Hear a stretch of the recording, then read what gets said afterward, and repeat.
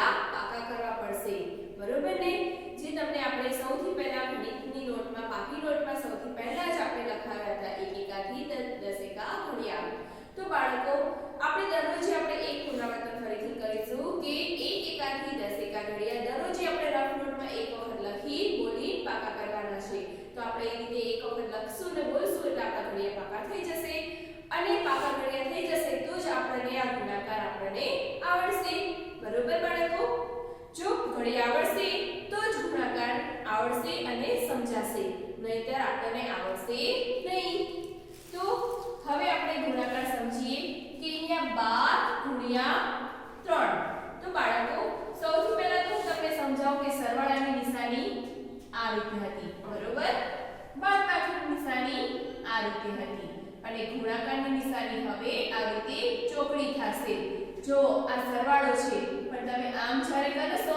ત્યારે અહીંયા ખોટું પડશે આ ગુણાકાર છે એની આડી ક્રોસ લાઈન થાય છે બરોબર ને એટલે એને ચોકડી કહેવાય છે આપણે ગુણાકારની આ નિશાની છે અને આ છે સરવાળાની નિશાની તો બાળકો સૌથી પહેલા આપણે હવે કરીશું 12 × 3 તો હવે આપણે નીચે કેટલા લખેલા છે 3 લખેલા છે બરોબર ને તો 3 લખેલા છે તો સૌથી પહેલા આપણે 3 નો ઘડિયો બોલવાનો છે અને આ 3 નો ઘડિયો 2 સુધી બોલવાનો છે એટલે સુધી ઉપર 2 સુધી પહેલા આપણે 3 ને 2 વડે ગુણીશું અને પછી 3 ને 1 વડે ગુણીશું તો પહેલા આપણે 3 નો ઘડિયો બોલીએ 2 સુધી તો 3 એકા 3 3 દુ 6 2 જોડે કેટલા આવે છે 6 આવે છે બરોબર ને તો 3 દુ 6 આ રીતે થશે અને પછી જોઈએ આ 3 અને 2 નો તો ગુણાઈ ગયો હવે આને જોવાનું નથી આપણે ખાલી હવે 1 ને જોવાનું છે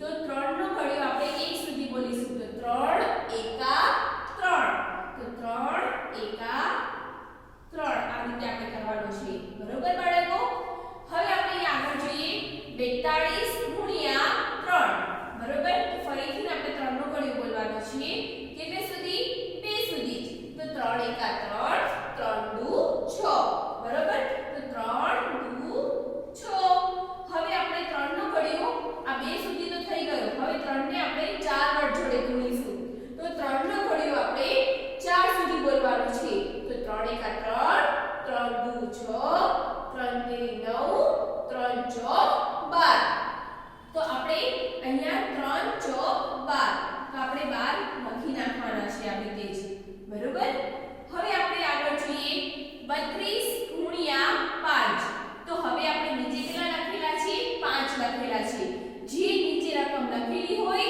એ જ આપણે ઘડિયો બોલવાનો રહેશે તો નીચે આપણે 5 લખેલા છે માટે 5 નો ઘડિયો બોલીશું પણ 5 નો ઘડિયો પહેલા કેટલી વખત સુધી બોલીશું 2 સુધી તો 5 એકા 5 5 દુ 10 તો હવે 10 આવી ગયા તો 10 નો અહીંયા મીંડું કરીશું જેમ આપણે સરવાળામાં વધી ચડાવતા હતા એવી જ રીતે અહીંયા પણ આપણે વધી ચડાવવાની રહેશે એટલે 5 દુ 10 10 નું મીંડું અને વધી પડી 1 હવે આપણે ફરીથી 5 નો ઘડિયો બોલીશું પણ કેટલી સુધી 3 સુધી તો 5 એકા 5 5 દુ 10 5 તેરી 15 કેટલા આવ્યા 5 તેરી 15 એટલે 15 આવ્યા 15 હવે આપણે વધી છે તો 15 માં આપણે 1 વધી છે એટલે 1 ઉમેરવાના રહેશે 15 માં આપણે 1 નાખીએ એટલે કેટલા થશે બાળકો 16 તો અહીંયા આપણે લખીશું 16 આવી રીતે આપણે વધીવાળા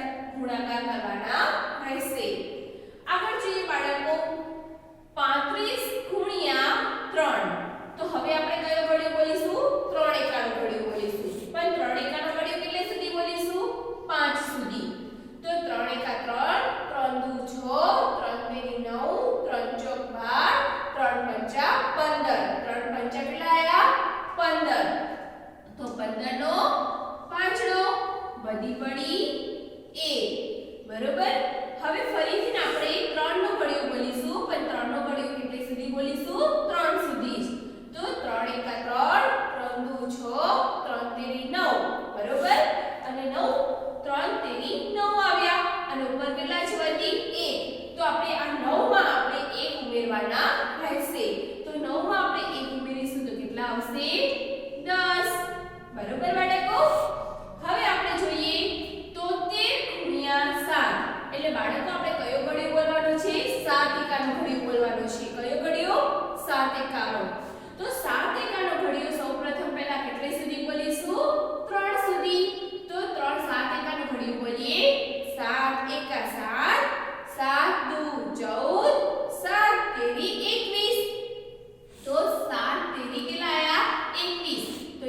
21 નો એકડો, વધી પડી 2.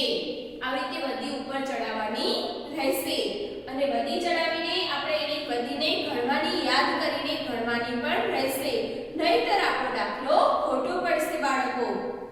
હવે આપણે જોઈએ ફરીથી આપણે કયો ઘડિયો બોલવાનો છે? 7 એકાનો. પણ હવે 7 એકાનો ઘડિયો કેટલે સુધી બોલવાનો છે? 7 સુધી.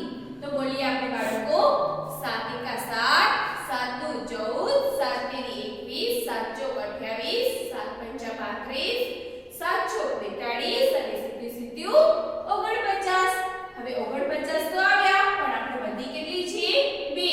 તો આપણે 49 માં 2 રાખીશું એટલે 50 ને 1 51. આવી રીતે બાળકો આપણે 51 લખવાના રહેશે. હવે બાળકો આપણે અહીંયા સુધી જોયા બે રકમ ઉપર બે રકમ હતી. હવે આપણે નીચે જોશું ત્રણ રકમ છે, બરોબર ને? તો જેમ આપણે બે રકમમાં આપણે પહેલા 3 નો ઘડિયો બોલતા હતા, 3 નો ઘડિયો 2 સુધી અને પછી 3 નો ઘડિયો 1 સુધી એવી રીતે બોલતા હતા. બસ આ એવી જ રીતે નીચે પણ આપણે 3 ની રકમમાં એવી જ રીતે આપણે ગણતરી કરવાની રહેશે. સૌપ્રથમ તો પહેલા નીચે કેટલા લખેલા છે? 4. આપણી રકમ કેટલી છે? 219 ગુણ્યા 4. તો નીચે 4 લખેલા છે. તો પહેલા આપણે તો 4 નો ઘડિયો બોલવાનો છે. 4 નો ઘડિયો પહેલા આપણે કેટલે સુધી બોલીશું? 9 સુધી, બરોબર? તો 4 નો ઘડિયો આપણે 9 સુધી બોલીશું. તો 4 એકા 4, 4 દુ 8, 4 તેરી 12, ચોક ચોક 16, 4 પંચા 20, 4 છોક 24, 4 સત્તા 28, 4 અઠા 32 અને 4 નવા 36. તો 4 નવા 36, 36 નો આવશે છગડો અને હવે વધી આવશે 1 ઉપર. 3 આપણે વધી ચડાવશું 1 ઉપર, બરોબર? હવે ફરીથી આપણે 4 નો ઘડિયો બોલવાનો રહેશે. 4 નો ઘડિયો પણ કેટલે સુધી બોલવાનો છે? 1 સુધી. તો 4 એકા 4, બરોબર? પરંતુ 4 એકા 4 તો આવ્યા, પણ એના આ 1 ઉપર કેટલા છે? 3 વધી પણ ચડાવેલી છે. એટલે 4 એકા 4, 4 માં આપણે 3 નાખવાના છે. 4 એટલે 5, 6 ને 7. એટલે કેટલા લખીશું અહીંયા? 7.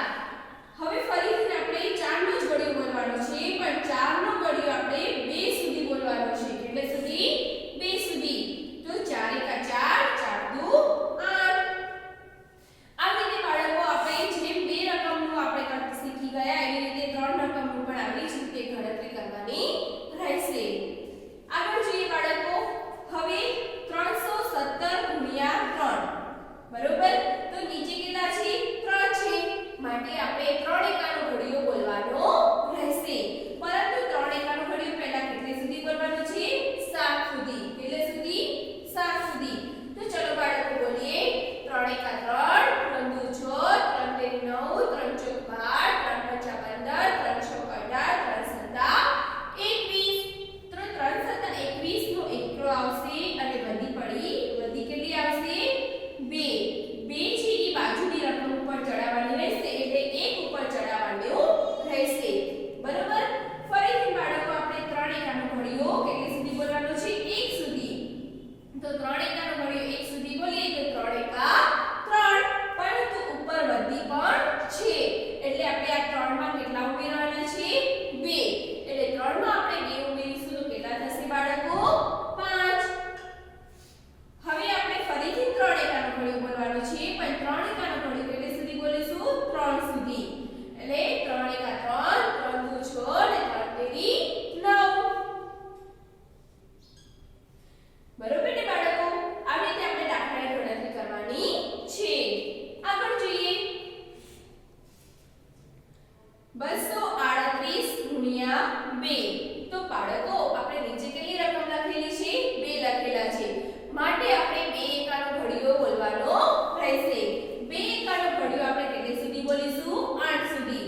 તો 2 એકા 2, 2 દુ 4, 2 તેરી 6, 2 ચોક 8, 2 પંચા 10, 2 છોક 12, 2 સત્તા 14, 2 અઠા 16.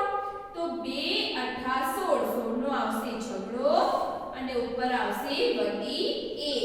તો 1 છે એ આપણી બાજુની રકમ ઉપર ચડાવવાની રહેશે. તો આપણે હવે ફરીથી 2 એકાનો ઘડિયો બોલીશું, પણ 2 એકાનો ઘડિયો કેટલે સુધી બોલવાનો છે? 3 સુધી. તો 2 એકા 2, 2 દુ 4,